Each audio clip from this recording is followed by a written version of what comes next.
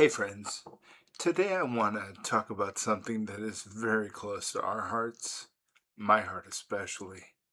How do you forgive someone who's not sorry? You know, there is a kind of forgiveness that feels almost impossible. It's one thing to forgive someone who comes to you and says, I was wrong. I hurt you. I am sorry. But what do you do when the person who hurt you doesn't seem sorry at all? In fact, they kind of seem like they really don't give a. I mean, what do you do when they never apologize, never take responsibility, never admit what they did, and maybe even act as if you're the problem? Now, that's where forgiveness becomes much more than a feeling. It becomes a decision about what kind of person you are going to become. Jesus understood this kind of pain. You see, when Jesus was being crucified, he was surrounded by people who were not apologizing to him. They were mocking him. They were humiliating him. Some were gambling for his clothing. Some had falsely accused him. Some had abandoned him. And in the middle of that injustice, Jesus prayed, Father, forgive them, for they know not what they do. Now, I want you to think about that for a second. You see, Jesus did not wait for an apology before refusing to let hatred take control of his heart. That does not mean what happened to him was acceptable. The cross was still wrong. The betrayal was still betrayal. The lies were still lies. And forgiveness, well, forgiveness did not transform injustice into justice. It revealed that evil would not be allowed to reproduce itself inside Jesus. Now that's an important lesson we can learn. We I mean ah, it's an important lesson that we can learn about forgiveness. I get I as I was just reading that and going through that, I'm like, how could he have forgiven for all of that injustice, all of that betrayal? That always blows me away when I think about the path to the cross. How could they? But it also teaches us some pretty incredible lessons, like forgiveness does not mean saying what you did was okay. It doesn't mean pretending you were not hurt. It doesn't mean forgetting what happened. It does not mean immediately trusting someone again. It does not mean removing every boundary. And it does not mean returning yourself to a situation where someone can continue hurting you. You see, forgiveness is not the same as reconciliation. Reconciliation requires two people. Forgiveness can begin with one. If someone has lied to you, betrayed you, embarrassed you, abandoned you, cheated you, manipulated you, wounded you, and the list can go on, can't it? Reconciliation may require honesty, responsibility, repentance, change, and time. But you know what? Forgiveness? It's something you can do right now. You can begin even if they never participate. Why? Because otherwise, the person who hurt you may continue controlling parts of your life long after the event is over. They may not be in the room, but you're still arguing with them in your mind, aren't you? They may be sleeping peacefully while you lay in bed at night, replaying conversations at 2 in the morning. They may have moved on completely while you're carrying anger into your relationships, your health, your work, your prayers, and your peace. And at some point, you have to ask a difficult question. How much more of my life am I willing to give to what this person did? That question changed the way I understand forgiveness, and it will change the way you understand it as well. because forgiveness is not giving the offender a gift they deserve. Sometimes they do not deserve anything from you. Forgiveness is refusing to keep paying for what they did. Jesus repeatedly taught people to forgive, but he never taught them to become foolish. Now keep that in mind. Jesus forgave people, but he also confronted them. He showed mercy, but he also told the truth. Jesus loved people, and he did not entrust himself to everyone. Think about that.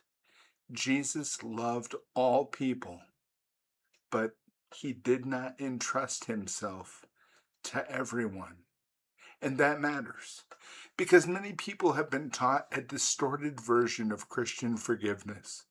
They think being a good Christian means allowing people to repeatedly mistreat you while you smile and say, I forgive you. You know, if somebody slaps you on your right cheek, let them punch you in the left. That's not the lesson. It's a bunch of crap. You can forgive someone and still say, you cannot speak to me that way anymore. You can forgive someone and still decide they no longer have access to certain parts of your life. You can forgive someone and still report wrongdoing. You can forgive someone and still require accountability. You can forgive someone and still say, I love you, but I do not trust you yet. You see, trust is earned. Forgiveness is released. And sometimes forgiveness is not a single dramatic moment. Sometimes it's something you choose again tomorrow. You may pray, God, I forgive them, and then wake up 2 days later angry at them again. That does not mean you failed. It means your heart is healing. And when the memory returns, you may have to release the debt again. Not because the offender suddenly deserves forgiveness, but because you refuse to let resentment build a permanent home inside you. Jesus told Peter to forgive 70 times 7. Now, I do not believe the point was mathematics. The point was that forgiveness may need to become a way of life. Sometimes we forgive the same people many times in our own mind because the wound keeps presenting us with the bill. And every time it does, we decide whether we're going to collect. There is another part of forgiveness that is difficult but necessary. Grieving what should have happened. Sometimes you're not only angry about what happened, you're grieving the apology that you never received. You wanted them to understand. You wanted them to admit it. You wanted them to say, you didn't deserve that. I'm sorry. And when they refuse to do this, it can feel as if the story remains unfinished. But your healing cannot always depend on someone else becoming emotionally mature enough to give you closure. Sometimes closure is something you build with God. You can say, Jesus, you saw what happened. You know what was said. You know what it cost me.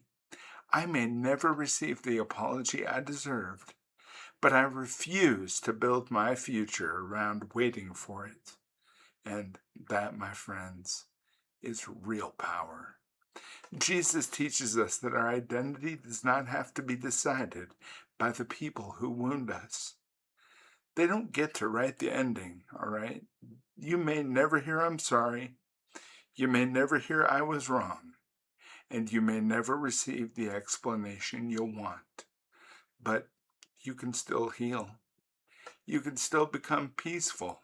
And you can still become loving without becoming naive. You can still move forward without pretending the past never happened. And one practical way to begin is to stop trying to force yourself to feel forgiving. Start by telling God the truth.